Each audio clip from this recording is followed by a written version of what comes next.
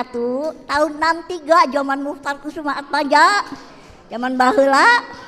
Tapi kita masih ingat ya. Satu, kenapa saya mengatakan bahwa Pupu Papa dulu pertama ketika dia pendaftaran udah jelas dia salah melanggar undang-undang di zaman babaheulanya 40 tahun yang lalu ya 50. Masa ada suatu peraturan dirubah cuma dalam sehari batas umur eta. Kemudian dari uraian ini, uraian dokter fisiologi ya, itu udah jelas jatuh sakit. Di atas ini malah, di atas apa tuh paranoid. Udah jelas sakit. Dan maaf loh ya, tadi ada ibu ahli IT bahwa Pupu Papa itu punya dia. Tadi ibu siapa? Ya, itu udah jelas, sudah pernah saya tanyakan, cuma saya nggak boleh ngebocorin ke siapa ya. Memang jelas Pupu Papa itu punya si Gibran. Tapi saya pernah baca di YouTube, kok dilempar ke Rosuryo? Kurang ajar nggak? Kan kurang ajar nggak? Hah?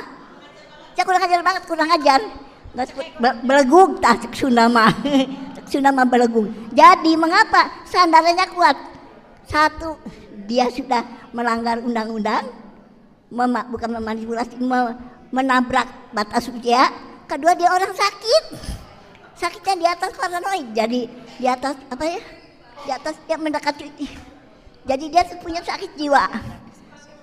Kemudian dia punya program andalan. Katanya makan gratis. Cek urang mah bukan program andalan.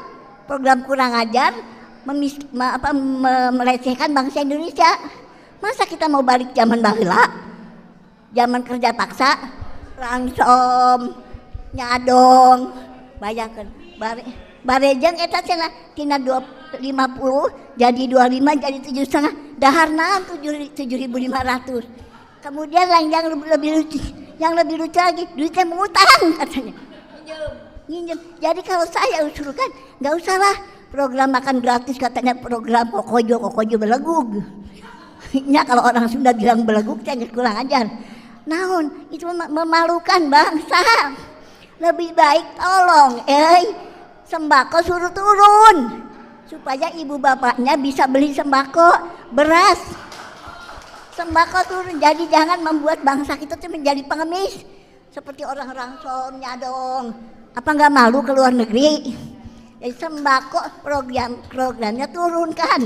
Kemudian maaf, tolong ya Pak Prabowo segera putus mata rantai beliau dengan Mulyono. Putus mata rantainya. Seperti begini ya, salah satunya ya nih ya.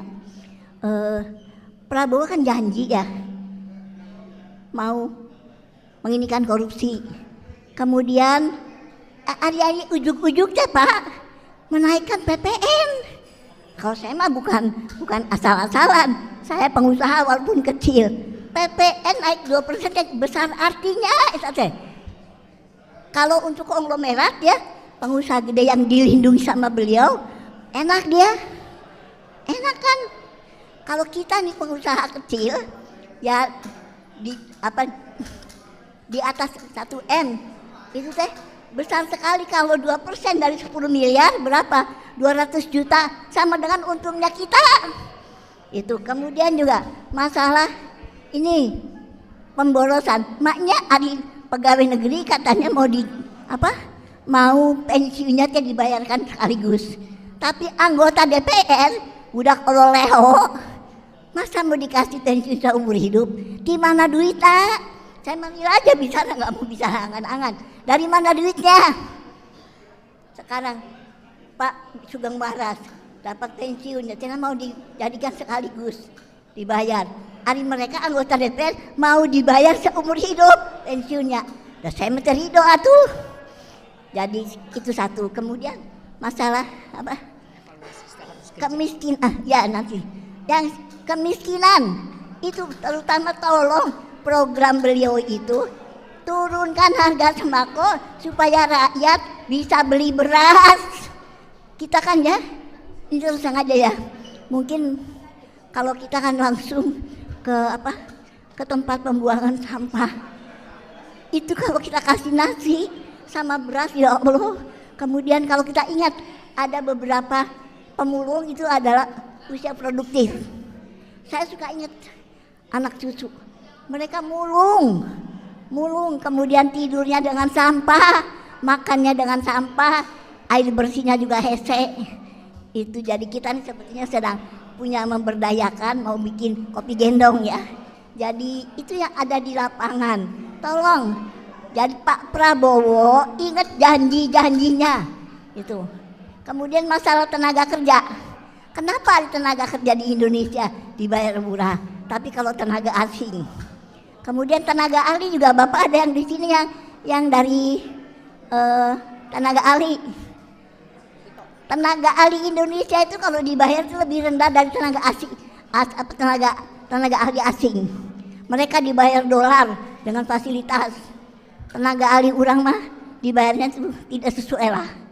Jadi barangkali karena saya tuh 3 generasi dari mulai Soekarno ya, sebentar waktu saya masih SMP. Nah saya mulai aktif sebagai preman ini sesudah saya SMP, jadi angkatan 66 lah. Nah kebetulan saya sefrekuensi sama, maaf loh Pak Adi ini sepupu, sama-sama ketemu di pergerakan, kita merasakan banget. Jadi tolong patah rantai Prabowo diputus dengan Jokowi, itu tolong. Kalau itu nggak